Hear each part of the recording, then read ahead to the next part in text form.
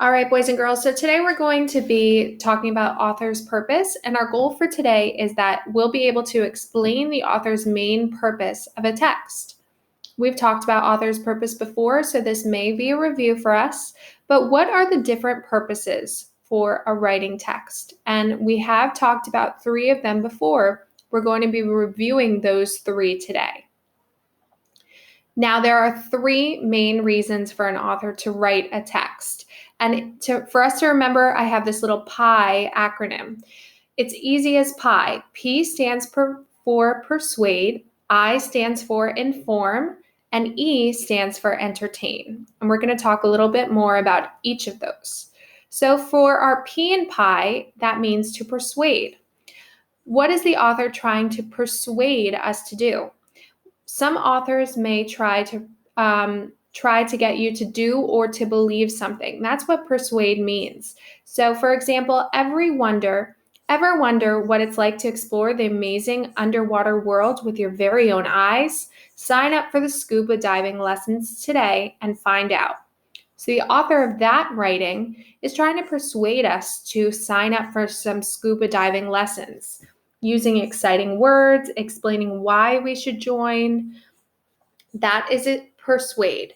The next one is to inform. So the author tries to teach you something or give you information. So a lot of nonfiction stories are to inform people, to give information. So for this example, it says Japanese giant hornets are deadly insects. They have scissor-like jaws and can inject a toxic venom through your stingers. They often attack honeybee colonies.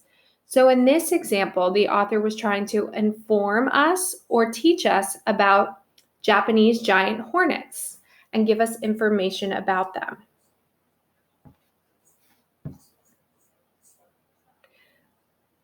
The next letter, E, stands for entertain. So a lot of our fiction stories are for entertaining. The author for an entertaining story tries to hold your attention through enjoyment. So for example, the crisp, cold winter air chilled my face as I raced out to recess. Little did I know that I was about to be ambushed by a bunch of second graders lurking behind the snowbank. So a lot of our stories that we've read together as read-alouds would be the author was trying to entertain us, to make the story enjoyable for us, give us maybe some laughter or leave us with some cliffhangers. All of those types of stories, the author was, the purpose of writing it was to entertain. So we're going to do a quick practice here together. Feel free to pause your reading as we do it, and I'm going to pause mine.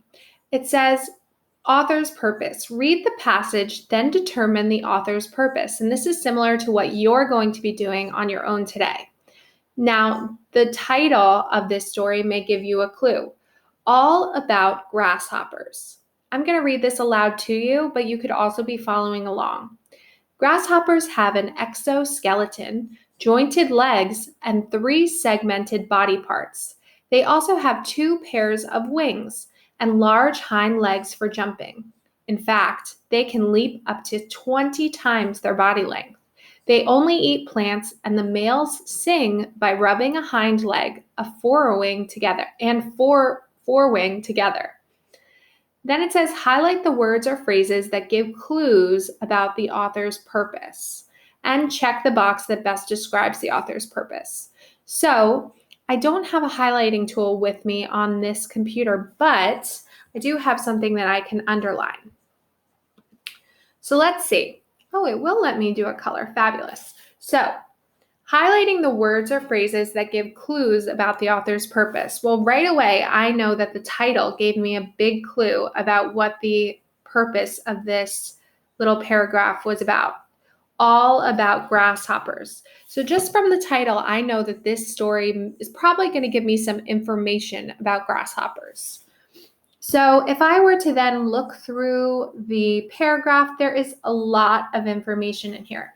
So I could highlight the word exoskeleton, jointed legs, and they have 3 segmented body parts.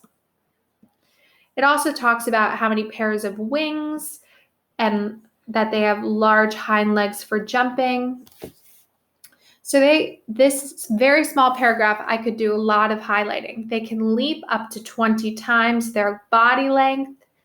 Some cool information. They only eat plants, and the males sing by rubbing their hind legs and a forewing together. So I could highlight most of the words or phrases in this paragraph because most of the phrases give me information. So if I were to check the box that best describes the author's purpose, I would have to say that this for sure was informing us.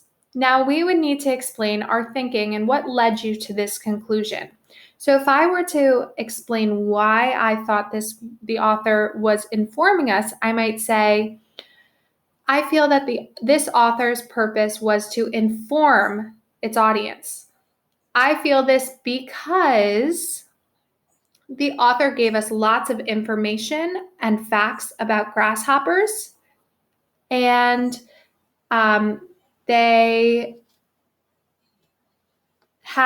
it was a nonfiction story you could even include.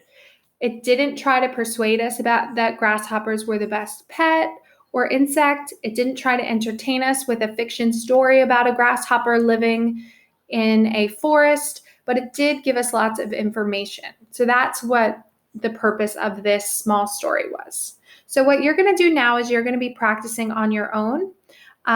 You're going to be reading a story similar to, or a small paragraph similar to this, and deciding whether you would feel the author's purpose was to persuade, inform, or entertain.